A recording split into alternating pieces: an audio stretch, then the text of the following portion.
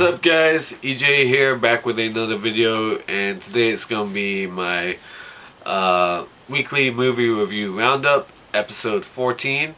So I've only got 4 films to talk to you about this week, but the first one is a good one.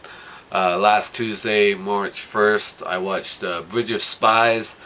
A couple days after the Oscars, of course. It was nominated for lots of Oscars. Really looking forward to seeing this. Directed by Steven Spielberg and starring Tom Hanks. I'm a big Spielberg's my favorite director, and Tom Hanks, great actor. Really great post war Cold War drama. Takes place, I think, in 1957. Mark Rylance plays a Soviet spy who gets caught at the beginning of the movie, and then he goes on trial for espionage. Tom Hanks plays the lawyer who's going to defend him. He's an insurance lawyer, but his firm asks Tom Hanks to defend him because they want the good publicity. Because even though most of America wants to send this guy to his death, they want to make sure he gets a fair trial and has fair representation. So Tom Hanks, of course, takes the case against all odds, against the biased judge and the FBI who capture him and all that kind of good stuff. They want him to talk and give him all this information about the Soviets. But Tom Hanks does his job, even though he of course loses the case. But he manages to plead for Mark Rylance's life, because one day there might come a time where we lose a important figure, spy, whatever, to the Russian side, and it would be a good chip to have to trade. And of course that happens. The second half of the film, a American pilot who's photographing at high altitude Russian nuclear installations. His plane goes down and he gets captured by the Russians.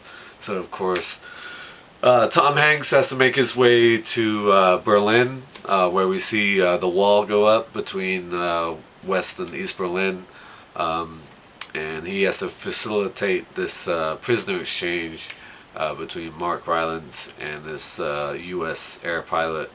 And there's also a American student who gets caught in East Berlin by the GDP, the German Democratic Republic, whatever they are. Because at first, East Berlin is not recognized as a country by America, and it causes all these kind of issues. So Tom Hanks has to deal with the East GDP and the Russians, and they're using a KGB agent to sort of mess up the works, so to speak. So Tom Hanks is really good in this film. Some people forget that Tom Hanks can be a dick when he wants to, and he's really strong in his conviction in this movie. Great performance by Tom Hanks. Mark Rylance, of course, won Best Supporting Actor, much to many people's dismay who were Sylvester Stallone fans. But he was good in his limited moments. Very sort of a one-note performance. I did like the every time. Because he's never worried about anything that goes on around him. He gets captured, he's going to go to jail or get hanged for espionage, and Tom Hanks asks him, "You don't look worried," and he's all, "Would it help?" He says that throughout the movie a few times, and it always made me laugh.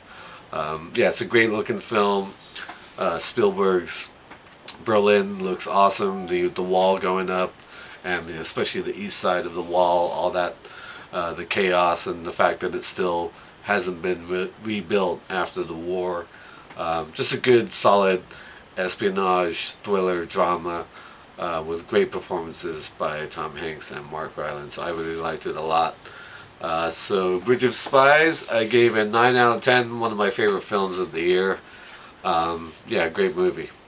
Alright, moving on to Wednesday, March 2nd. I watched The Night Before, directed by Jonathan Levine.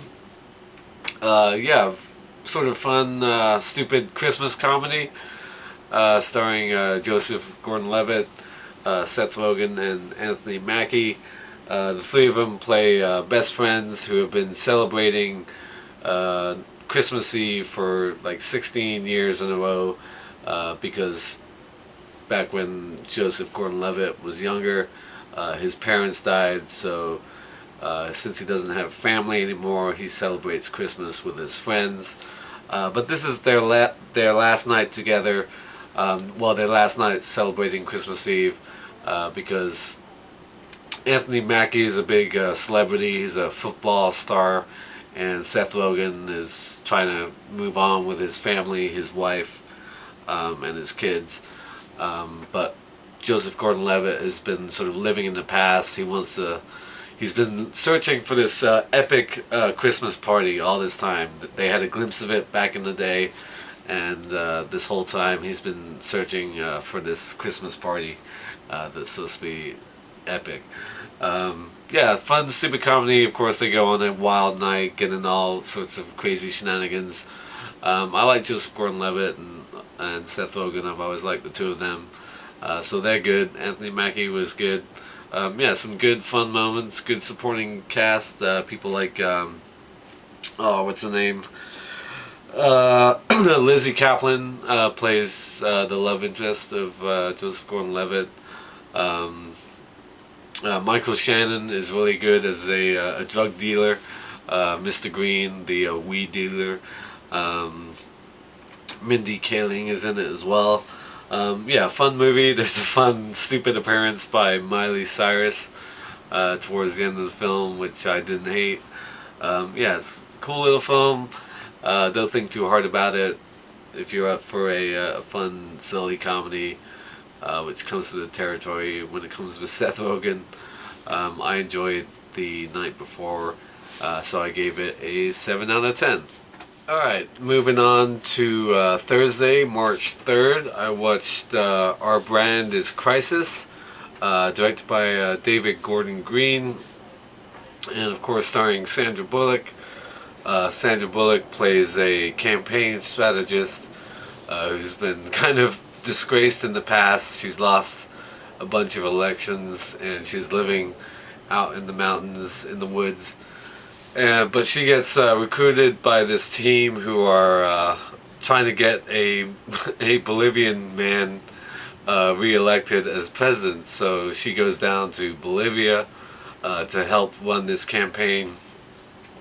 Now the guy who's running again, the former president, isn't a very beloved character. He's like 30 points behind the main leader at the start of the campaign, or at least at the start of the movie. Um, yeah, he basically ran Bolivia like a dictatorship. He was not well liked, ruled with an iron fist, and he's losing to this new guy who's sort of about change and for the people and all that kind of stuff. So yeah, Sandra Bullock is this sort of expert campaign strategist. She joins the team. Um, yeah, not really a great movie. There's a lot of unlikable characters in this film. Billy Bob Thornton is the one running the campaign for the opposing candidate, and they have history in the past. He and Bullock, they ran campaigns against each other, and she's always lost. So they do a lot of underhanded tricks to one-up each other, like falsify stories and run negative campaign ads, that kind of stuff. But of course, in order to make the movie work, they preach that he is selling the country, the candidate that she's stumping for, that he sells to the country that they're in crisis, hence the title of the movie. So everything about his campaign is, we have to help save Bolivia from this crisis, all that kind of stuff. So he's going up against the overwhelming indigenous population who are sort of dirt poor and that kind of stuff. Yeah, not a great film. Anthony Mackie is in this film as well. I did like the appearance by Zoe Kazan. She's in it briefly. I wish I'd seen her more because I like her a lot. It's a well-made film, but the whole thing just kind of felt sort of ugly and dirty, kind of seedy even. Sort of reminded me of what's going on now with the campaign and all that kind of stuff. I'm just sick of how the way elections are ran in general, to be honest. So our brand is Crisis. I gave a 6 out of 10. All right, so finally on Saturday, March 5th, I watched The Intern, written and directed by Nancy Myers, starring Robert De Niro and Anne Hathaway. Robert De Niro plays a 70-year-old widower who's kind of bored. He's lost with things to do, but he um, uses up his time by taking cooking classes and learning new things. But it really isn't satisfying his thirst to keep busy. So he decides to join up this senior internship program, which is being held by a fashion website, which is run by Anne Hathaway. So of course he has to make a video on YouTube, and they accept him as one of 3 or 4 new interns, and it turns out he's going to be working directly as basically a assistant for Anne Hathaway's character, who runs this sort of growing startup, fashion shopping website company. But she's coming under fire because they want a proper CEO to take over her company, so it can free up her time to be with her husband and their young daughter, because she spends like all day at work and she's go go go all the time, that kind of stuff. She's not a mean boss. But she's very very busy and keeps very busy. Sort of the rest of her staff is not really on edge around her, but they know she likes to get shit done. And at first she has nothing for Robert De Niro to do, but of course, like I said, he likes to keep busy, so he finds things to do. He helps her out by driving her around, getting her coffee, cleaning up the office, and then he gets more involved with the business side of things. It's a very sweet film, I thought, but it's a really nice movie. I thought Robert De Niro was good. He does a lot of sort of nodding and agreeing with everything that Anne Hathaway does and says, while he's sort of fixing her life, while her business career takes off, sort of, and her family life falls apart at the same time. De Niro, like I said, is good. Anne Hathaway was really good. I thought she was excellent. The movie kind of reminded me a lot of Devil Wears Prada, except the opposite way around. Of course, Anne Hathaway played the newbie in that, and Meryl Streep, the mean boss of this big fashion magazine. But yeah, sort of the roles are reversed. But she's not as mean as Meryl Streep was in that movie. But she's really, really a good boss, and there's some good scenes between Robert De Niro and some of the other guys who work at the place. There's no real villains in the movie, except maybe her husband towards the end of the film, which I will get into. But it's a good-looking movie, fun, decent supporting cast, and the 2 main leads really carry it off very well, Robert De Niro and Anne Hathaway. So I liked it quite a bit. So The Intern, I gave a 7 out of 10. So those are the 4 films I watched this week. Not a very busy week. I took a couple days off just because I'm tired and busy and whatever. But yeah, hopefully this week I'll have at least 5, maybe 6 films to talk about. So thank you for watching as always, and until next time, I'll see ya. Bom.